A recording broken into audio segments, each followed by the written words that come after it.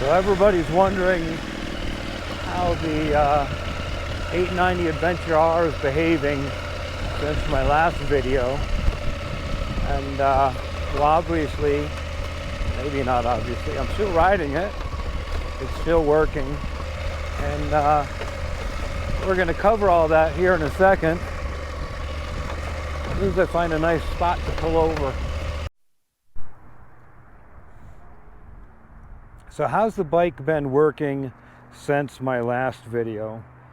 And if you remember the last video, I talked about the Antenna Immobilizer, which is basically KTM's. This is the antenna here around the keyhole. There's an antenna in there that looks for a chip in that key, and it makes sure that that key goes with that bike. It's coded to your VIN, to your specific bike. Through a little bit of internet research and through some very good friends, they all said the same thing. Change the battery, the lead acid battery that comes with it, change that out and put in a lithium ion battery.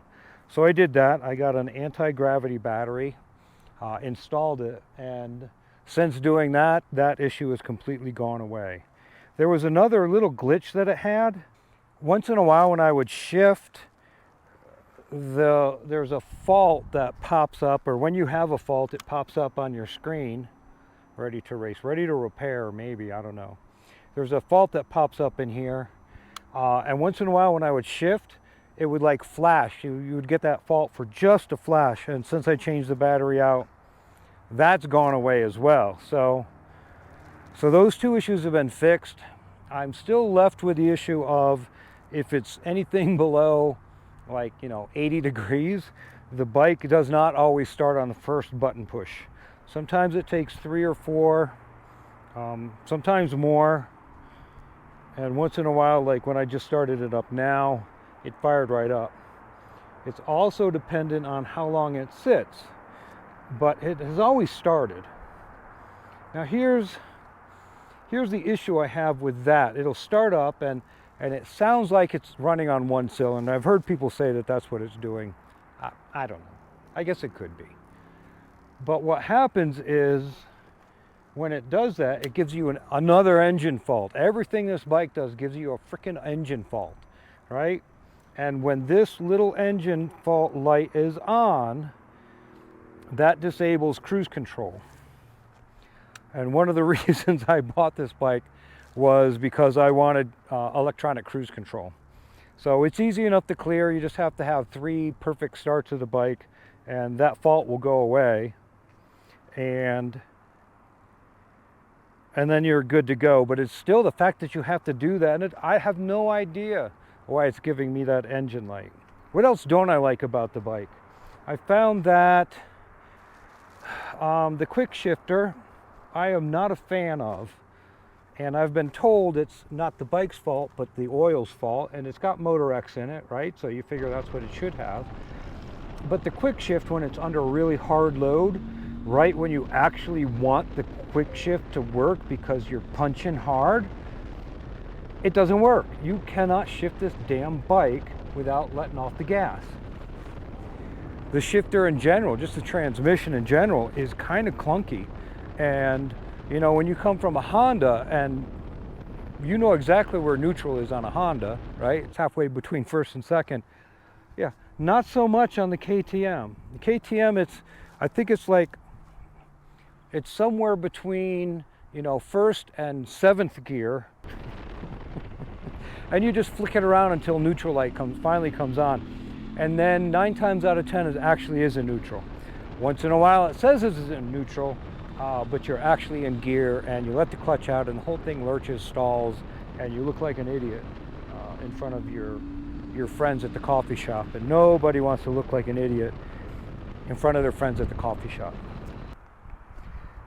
So I wanted to get all the things I don't like about this bike out of the way right away, and those are a couple of them. The things I'm neutral on, it's an ADV bike and it rides really nice like an ADV bike. It carries a load and you don't even notice it's really on there, as long as it's not too heavy, right? I'm not throwing 300 pounds of garbage on the back of my bike. I go light. I do not ride with a stainless steel firebox and a cast iron skillet to cook my steak and potatoes with. In fact, a lot of times I don't carry any camp stove type stuff, anything to cook with at all, because, well, I mean, you're in America. You're in America, right? There's a diner 50 miles from anywhere where you are. So I just leave all that stuff at home and give my money to the local mom and pop diners wherever I happen to be. Having said that, I probably carry between 50 and 60 pounds of gear if I take all my camera stuff, so that can add up. And one of the things on this bike that I would expect it to do, that it does do, is it carries your adventure load super nice. The 50/50 tires that came stock on the bike were really nice for the road. They were garbage off-road. They weren't, I mean, I guess they were true 50/50 tires, but right, I tend to ride out and stuff a little more single or single double or Jeep road, and for that they just were no good. And in the mud they were downright dangerous.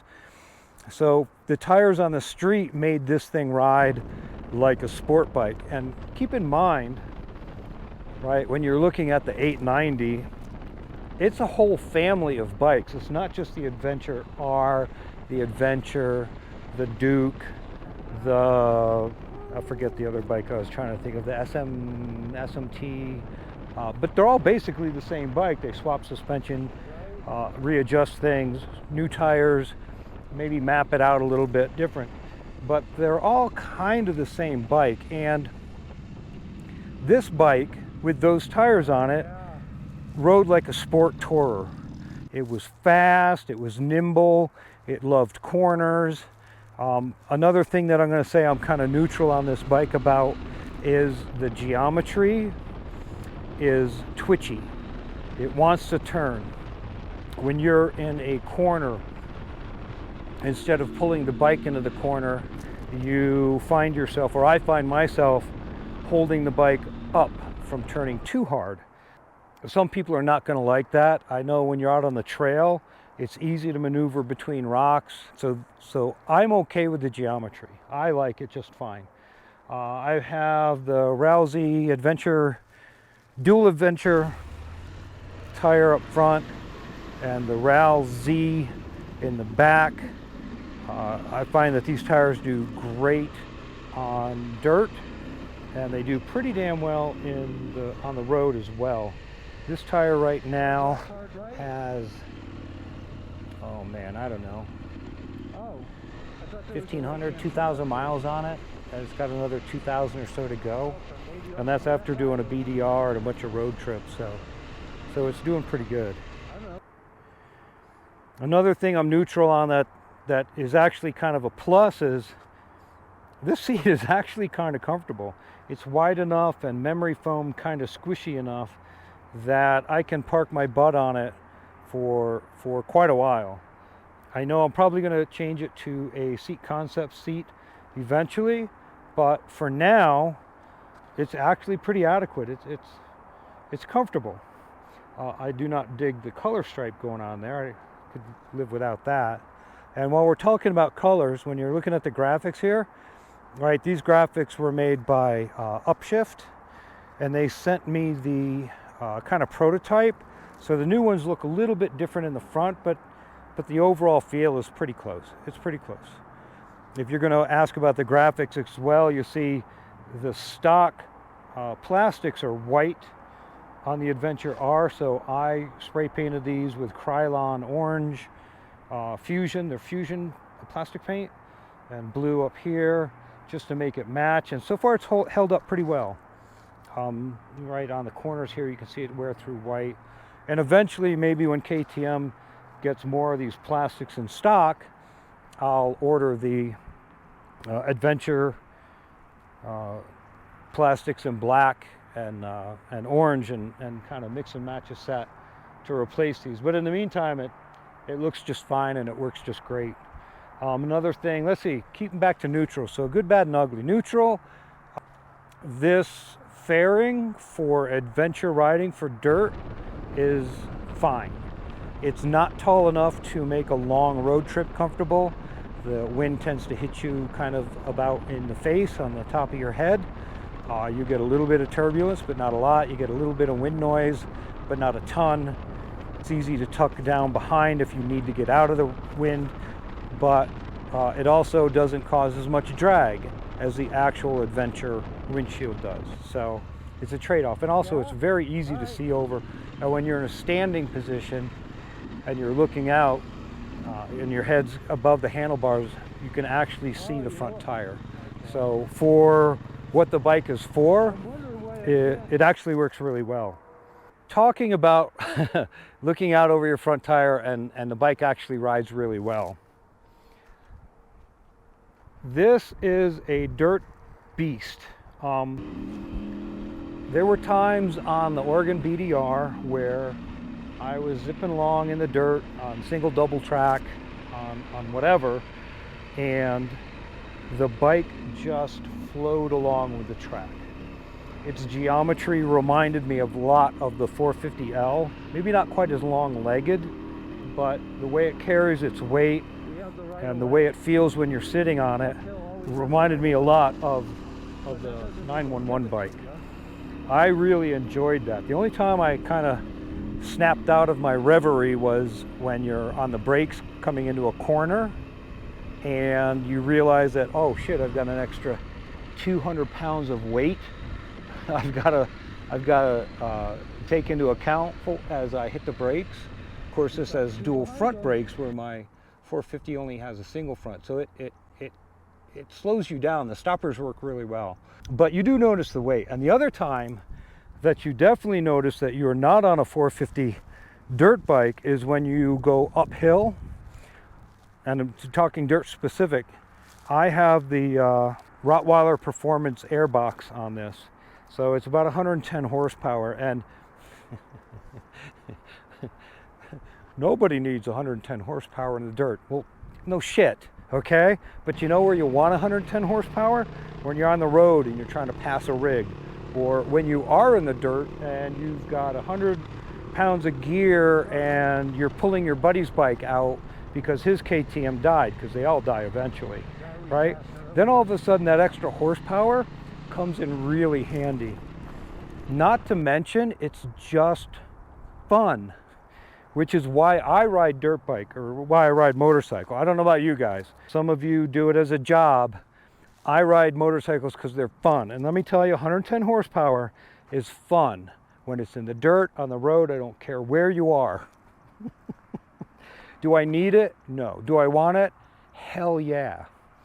So when this thing is loaded up and you got all your stuff piled up here and you got your Moto Rackless 80s stuffed and you're carrying 20 pounds of tools, 110 horsepower makes all that weight disappear, right? It just pulls hard. I like the extra horsepower. I think it's, for a bike that you want to be able to do everything in, it's perfect. Now, if you don't need that, fine, just take it into off-road mode and it'll knock it down to 80 horsepower and you can be satisfied with your T7 style bike. Some other things I like about this bike that I've discovered that I didn't know I would like. These side panels come off and it's just basically the trellis back end. It reminds you of the 690, it reminds you of the Ducati, and then your luggage doesn't hang and hit on these, so you don't end up wearing through your plastics, which is awesome. It also hangs everything closer. And then when you want to go back into sport bike mode, right, you just chuck these things back on. Put those on, put some 50/50 tires on, and go canyon blasting on your knobbies and scare the crap out of all the sport bike guys who don't see you coming. What else do I really like about this bike? I love the fact that, I don't know if I can say ball sack on YouTube, but I love the fact that the tanks hang down right? Like a ball sack. Or is that what we're calling this? That the tanks hang down, because when you tip this thing over, it acts like a GS, right? It kind of rolls, it hits the tank, it takes a little bit of shock, and then it rolls again, and then it usually ends up on the handlebar. And because it hits the tank first, that like takes the brunt of a tip over, and then the handlebars kind of take the rest. This bike crashes like somebody designed it to crash, like a GS. GSs are made to tip over. If you've ever picked up a T7, you know exactly what I'm talking about. This thing, one person can pick it up pretty easily. And as far as all the other little bits and pieces, it takes tip overs pretty good. It's like everything sticks out just about as far as it should, so you don't break anything. Now, I haven't had any huge get-offs on it. I've just had some tip overs in the rocks and the dust, and me being a moron installing the bike a couple times. But to pick it up was pretty simple. And I'm trying to, so there's some scuffs on there. There's definitely some scuffs here. But you see, nothing, oh, there's a little bit right there. Right? But nothing really, it's not too bad. It's really not too bad. This is mostly dirt, sorry about that. And then of course the end of my Barkbusters, which are super solid. I love these things. Take the rest of the hit.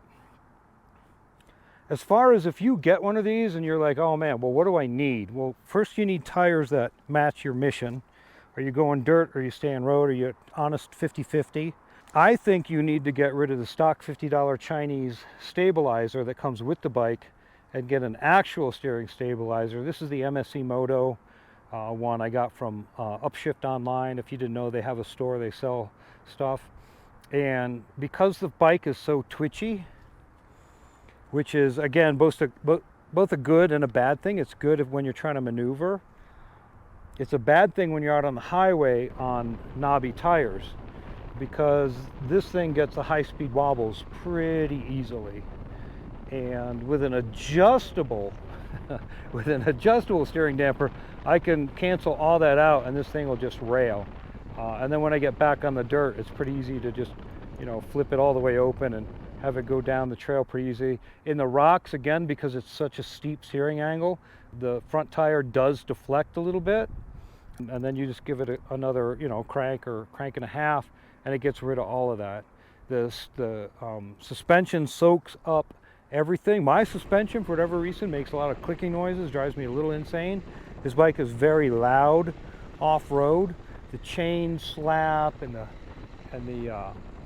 the suspension click, and I don't know, there's just pieces in here moving around, right? It sounds like you took a box of rocks and shook it up.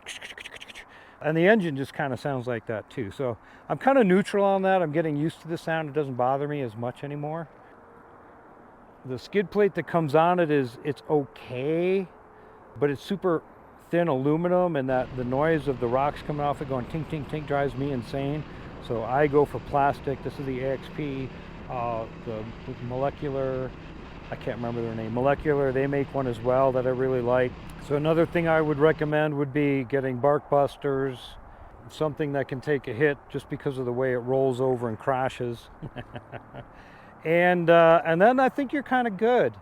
Obviously you can do exhaust stuff. You can get rid of the cat converter, which is down here, which throws off a ton of heat.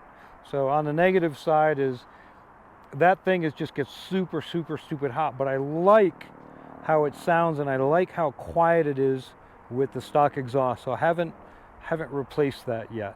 And I've thrown little doodads on it here and there. I've got the Camel shift lever, so it's the throw on your clutch lever is a little bit longer than stock. For my GPS, I have a Zumo XT. I've got this Vanasche mount for the GPS. Sits right there, and it sits in a perfect spot. Obviously Doubletake mirrors all around, so when you hit them, they just do stupid stuff and they flop around. And when you're off-road, you can either fold them in, all right, and get rid of them, or you can just pull them off and chuck them in your backpack. Like I'm just riding with one right now. If I was going to do a long road trip, I'd probably throw the other one on just to make highway driving easier. I don't know, again, there's a couple little things here and there, but overall the bike is solid, and to me the biggest thing is the suspension is done. I really like the suspension on this bike. I don't think you have to do anything to it. At least I don't have to. Maybe if I was pushing it hard like Chris Birch and I was 6.5 feet tall like Chris Birch, and I could pivot turn this thing like Chris Birch, maybe then I'd be looking at some suspension stuff. But I don't, and I can't, so I won't bother. All right, again, just look at it. You can see where I add stake pegs and a little guard for your brake master cylinder and a couple little doodads here and there. But for the most part, it's a pretty solid bike right from the dealership. When it runs, and again, just to sum all this up, since changing to a lithium ion battery and getting rid of that antenna immobilizer fault that kept popping up, this bike has been so much fun. It's been super reliable. I've not had any issues out in the backcountry or anywhere really on any of the trails where it died. It handles dirt just like it shows you in the advertisements on how this thing rides in the dirt. It really does ride that well. With the weight down low, it's super flickable on dirt on the road. And yeah, I don't actually have any complaints. I know some of you want to hear me bash the shit out of this poor bike, but I happen to get one of the bad ones, and if you go back through the comments, right, there's a lot of people who never have a problem with their 890. I just happen to be one of the people that did, and if you're one of those people, well then my advice is swap out the battery and see what happens. So that is my 6,000 mile 4-month review of the 2023 KTM 890 Adventure R after doing the ORBDR, again, something like Red Rocks to Mountaintops. Not that exact one, we made up our own, but basically that. A bunch of road miles. I have an 8-mile one-way commute into work, and I ride this early in the morning and come back kind of late at night when it's really hot. And there's a Ducati rider who I chase down every time and beat him up on the Smith Hill curves. Slow poke, get out of the way, man. So I really love how this bike is turning out. Who knows, maybe in another 4,000, 5,000, 6,000 miles I'll change my mind and something else will blow up or fall off or whatever. But in the meantime, we're just going to keep rocking this bike and beating the crap out of it.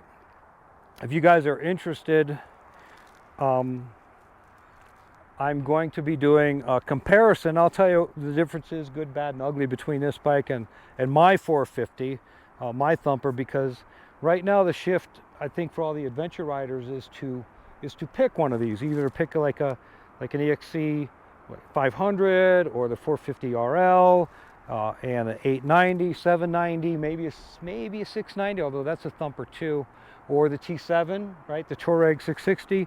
So there's a split between those two bikes.